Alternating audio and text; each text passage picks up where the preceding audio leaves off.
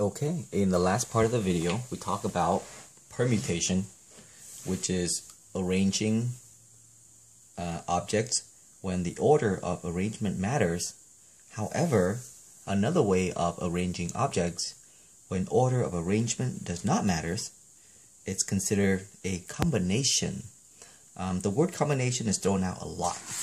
When you pick people for a team, that's a combination, because the order in which you select them doesn't matter. They're going to be on the team anyways. So let's start small. Let's say if John, back to the example, let's say if John and Allison are being selected for a school committee, what is their combination? Well, so John and Allison are being selected for a school committee, and I'm going to assume that the school has a committee of just 2 people. So maybe the first selection might be John, and the second selection might be Allison, or the first selection might be Allison, and the second selection might be John. But either way, they're gonna be on the committee anyway, because the committee only contains 2 people, and they're the only 2 candidates. So in this case, we're gonna say that their combination is 1. There's only 1 combination possible. Either John and Allison being selected is the same as Allison being selected first and then John being selected second, because order doesn't matter as long as they're on the same committee. So we say that this is one way, okay? One way. Now, if we apply kind of like the permutation to this case scenario, then one way to think of it is the first selection contains 2 people. So I guess, okay, so permutation, how do we apply permutation and then perhaps get to combination? Well, think of it as there's 2 people, so n equals to 2, and then these 2 people are being selected for 2 positions on a committee.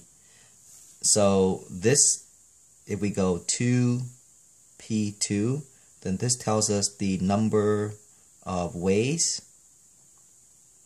to select John and Allison, given that order matters. Order matters. Okay. But because order doesn't matter, notice that selecting John and Allison or Allison and John is the same. Because order doesn't matter, we're going to have to take this number. We're going to have to take this number and divide it by 2, because selecting John and Allison or Allison and John is the same. Okay, so when you do this on a calculator, you're going to get 2. And when you divide that by 2, you're going to get 1. So there's one way to select John and Allison to be a committee if the selection is a combination. In other words, the order in which they're being selected doesn't matter. All right, let's up this a little bit. Let's say that there are 3 people, and these 3 people will be selected for a basketball team of 3. All right, if 3 people, okay, so here is maybe the first selection, the second selection, and the third selection, right? Well, we can, let's call these 3 people, I'll put this over here, maybe I'll put it in a little balloon. Let's call these 3 people Aaron, Bob, and Chris. All right. So maybe if these 3 people are being selected for a basketball team of 3, then the first selection, second selection, and third selection, maybe Bob is going to be selected first, followed by Chris, and then followed by Aaron, or maybe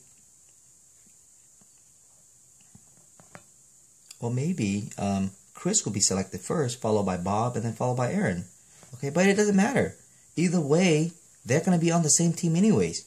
All right, so when we talk about combination, the order in which they're being selected does not matter as long as they're on the same team.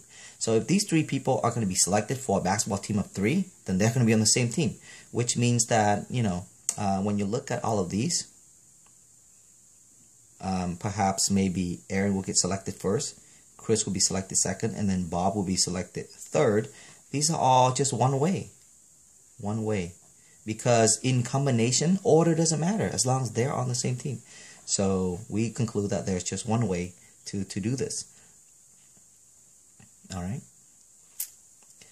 Let's go to the example number 11. Now, this is a little harder right here because here, number 11, example 11. Let's say that you have a group of 7 people. So n equals to 7. Okay. And we're going to choose 3 of those 7 people to be on a basketball team. All right. So the question here is, how many combinations are possible? How many ways can a group of 7 people be selected for a basketball team of 3? So there's 7 people, so let's name these people by numbers. 1, 2, 3, 4, 5, 6, 7. There's 7 people out there waiting to be selected. The team only has 3 spots. Right? The team only has 3 spots. So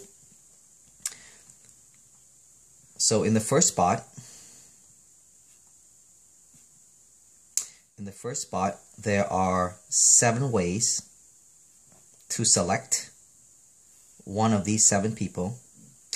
Once one of the people is chosen, then there's only 6 people left to choose for the second spot, and then there would only be 5 people left to choose for the third position.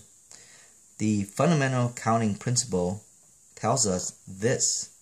So altogether, there will be 7 times 6 times 5, which is 210 ways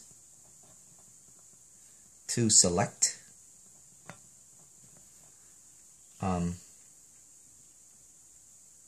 there's 210 ways to select 3 people from 7 to play on the team. But this selection has what's called order matters. Okay, so the way in which they're selected creates a new order. But because we're talking about team, we're talking about the selection having orders which doesn't matter. So some of the selection will be duplicated. So let me give you an example. Let's say if player number 2 got selected first, followed by player number 4, and then player number 3. Player number 4 got selected first, followed by player number 3, and then followed by player number 2. Or player number 2 gets selected first, followed by player number 3, and then followed by player number 4. Or player number 4 selected first, followed by player number 2, and then followed by player number 3. Or player number 3 got selected first, followed by player number 2, and then followed by player number 4. Or player number 3 got selected first, followed by player number 4, and followed by player number 2. These are considered These are considered the same selection. So 2, 4, 3, 4, 3, 2, 2, 3, 4, 4, 2, 3, 3, 2, 4, 3, 4, 2. These are considered one selection because the order in which they're chosen does not matter in a combination. So these are considered the same selection. So this is considered as one. So it's a little tricky to understand this, but there are a lot of duplicate selection. And so in order for us to determine how many teams are possible, we have to take this number and we have to divide it by 6. 1, 2, 3, 4, 5, 6, because there's a lot of duplicates. So we would go 210 and divide it by 6, which gives us 35. So there's 35 possible ways to form a team of 3 from 7 people. All right. Now, it's kind of hard to do a lot of that. If that kind of confused you, then this formula will help a lot. So the big step is to determine whether or not it's a combination, which means that does order matter? And if order doesn't matter, then go ahead and use this formula to find this number. what's the next part of the video, and I'll show you how to use this formula.